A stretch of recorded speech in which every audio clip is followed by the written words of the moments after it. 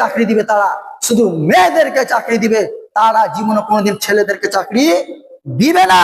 আর আপনার যদি বিশ্বাস না হয় তাহলে আপনি চলে যাবেন কোন ব্যাংকে, দেখবেন সে ব্যাংক যদি খাস করে, ওয়াল্লাহি আল্লাহর কসম করে বলছি, সে ব্যাংক যদি ইহুদি খ্রিস্টানদের হয়ে যায়, আর আপনি যদি আপনার স্ত্রীকে ব্যাংকের টাকা তুলতে যান কিংবা ব্যাংকের খাতা খুলতে যান, তাহলে ব্যাংকের ম্যানেজার বলবে আমাদের কোম্পানির আদেশ, আমাদের ব্যাংক কোম্পানির আদেশ, আপনি এখানে আপনি মুখ ঢেকে থাকতে পাবেন না, আপনি বরকাটা খুলে থাকেন, আপনি মুখটা খুলে রাখেন।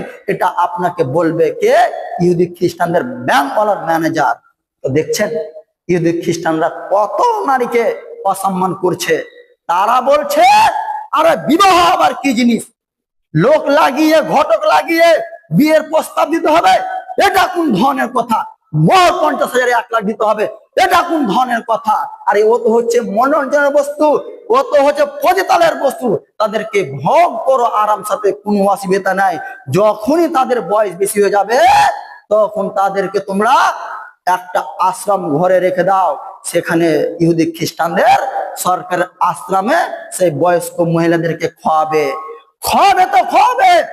যখন ওই বয়স্ক মহিলার জ্বর জ্বালা হবে, ট্যাবলেট দিবে, দাওয়াই দিবে, ওষুধ দিবে, যদি একটি চিল্লাচিল্লি করে তাহলে মুখে লাথি মেরে চলে আসবেন। এ হচ্ছে ইহুদি খ্রিস্টান।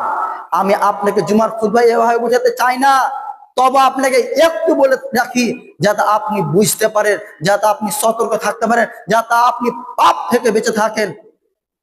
দেখেন একজন ইমরুল কায়েস, তিনি হচ্ছেন আরবির শ্রেষ্ঠ কবি, তিনি হচ্ছেন আরবির শ্রেষ্ঠ কবি, বিখ্যাত কবি। তিনি